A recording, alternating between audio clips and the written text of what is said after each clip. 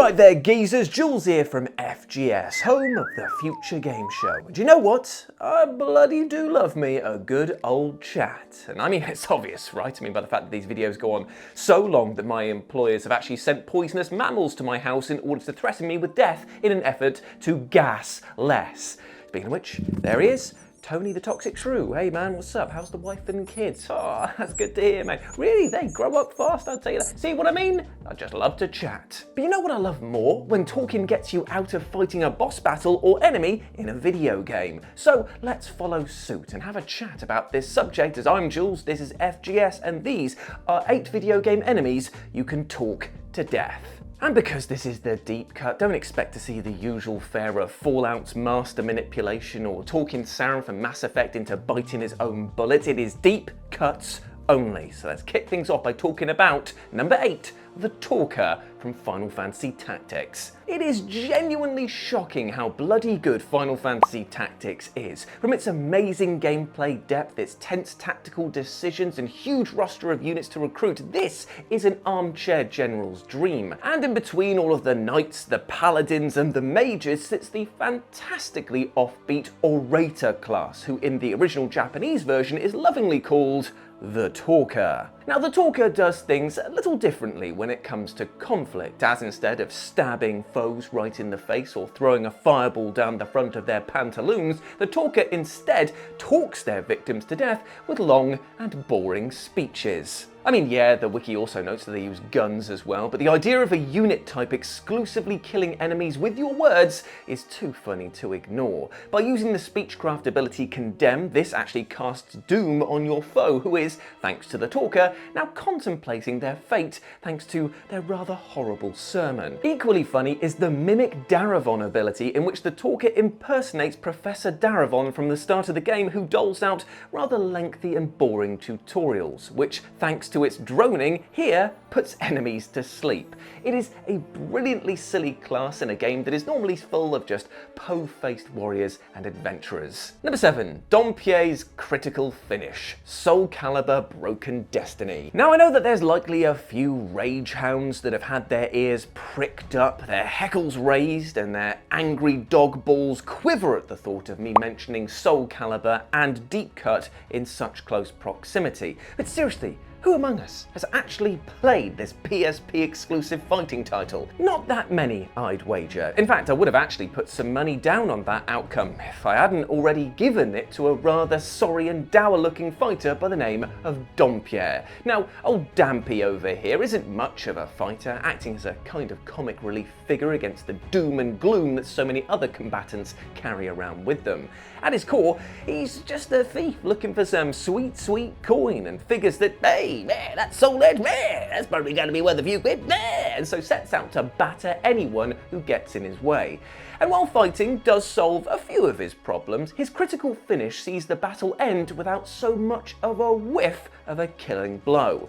Upon inputting his critical finish, Dompierre will drop to his knees and tell a sob story for the ages, which is apparently so potent that it moves his former enemies to tears, and they even part with a coin to help him along his path.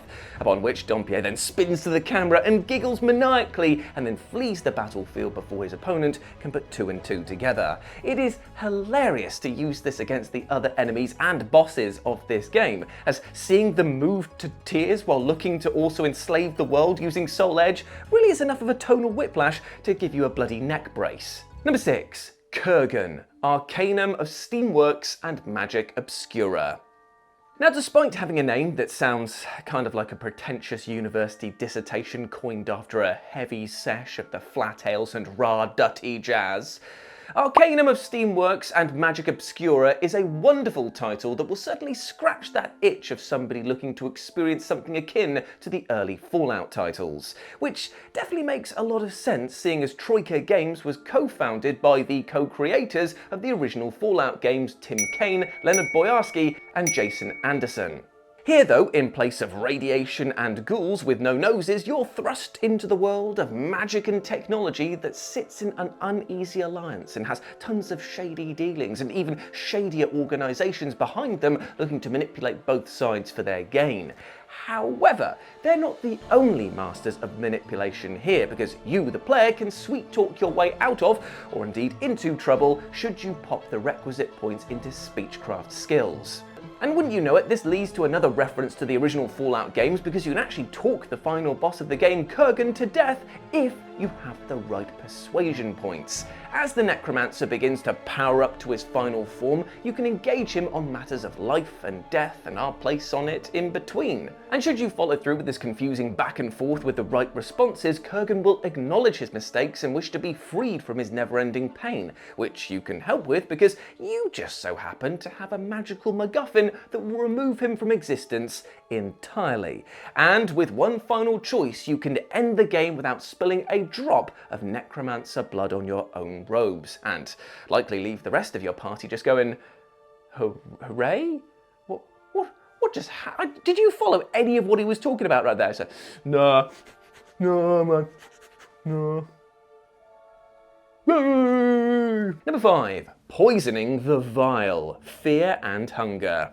So, let's not make any mistakes here. Fear and Hunger is an utter horror show of a video game. And I mean that in the sense that it's absolutely filled with horrific content, but also because the gameplay is so utterly cruel that it will butcher even veteran players down in moments. That being said, while for like 99% of its run times things are bleaker than listening to Sun Oh at a festival come down after putting your own dog down with a brick, there is one moment of pure conversation-based comedy that I just need to tell you about. Now this utter nightmare over here is the Vial, a huge imposing murder machine whose special moves either involve clubbing you to death or poisoning you slowly with its homebrew pesticide. As you might expect, taking on the Vial at any point in the game is a pretty tough task, but there actually exists one instance where you can confront this monster and live to tell the tale without throwing a single terrified punch. If you confront the Vial and use the talk skill 3 times in a row, your character will keep asking what the hell the Vial is actually saying, because thanks to their skin mask you can't really make out anything at all. And after the 3rd attempt, the game will perform a secret coin toss, and if you're lucky, the Vial will begin to remove their mask out of frustration to try and answer you. However, because of the noxious poison canister they're carrying, removing the mask also exposes the Vial to their own weapon, and in a few moments they die after inhaling the fumes. It is darkly funny to see such a monster taken down in such a stupid fashion, but trust me, you're going to need to hold on to this joy, because in this game, that is oh so fleeting. Oh my god, this game is rough. Number 4, Gorillas in the Mist, Flight of the Amazon Queen. Now I won't lie to you, my friends. I bloody love it when games get all self-aware. You know, those moments where the fourth wall is left but just a shattered mess, and where things are so meta that Mark Zuckerberg starts sliding into your DMs. Oh, go away, you strange creature.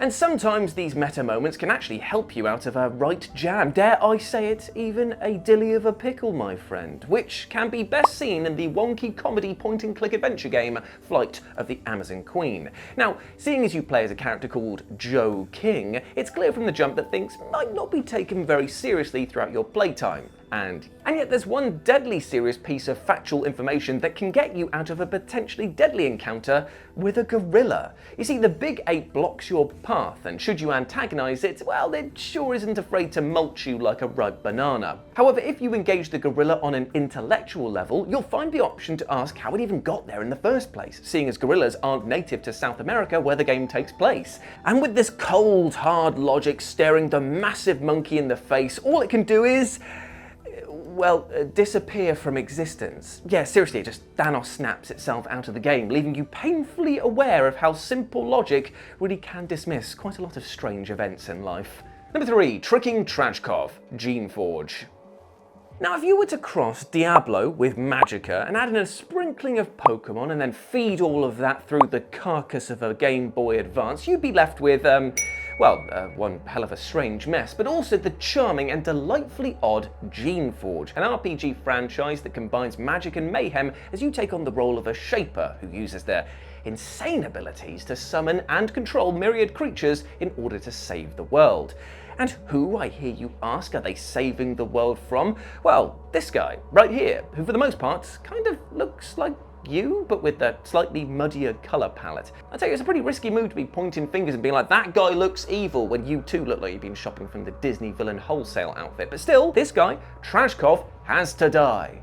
But maybe not by your own hands. You see, this silly little idiot fool wants to use an all-powerful device known as the Geneforge in order to shape reality to his will and gain ultimate power in the process. Now, the Geneforge works by reshaping your DNA into something bigger, better, stronger, faster, so much so that Daft Punk are probably suing for similarities right there. But that being said, it's an ancient piece of tech and one that is pretty unstable in the wrong hands. And while it should be your heroic prerogative to convince Trashkov not to use the Geneforge, if you actively encourage him to give it a go, you'll see it warp his DNA so much that he'll straight up be removed from reality and just die right there. It is a bold move, Cotton, but it did pay off, because basically what you've done is go up to him and just be like, go on then, I bet you won't, you idiot, I bet you won't, you coward. And you're doing that to a bloke who's essentially got God's Rolex on his arm. But still, it paid off here. It's a bold strategy, Cotton. Let's see if it pays off for him. Number 2, confess your sins. Wing Commander 4.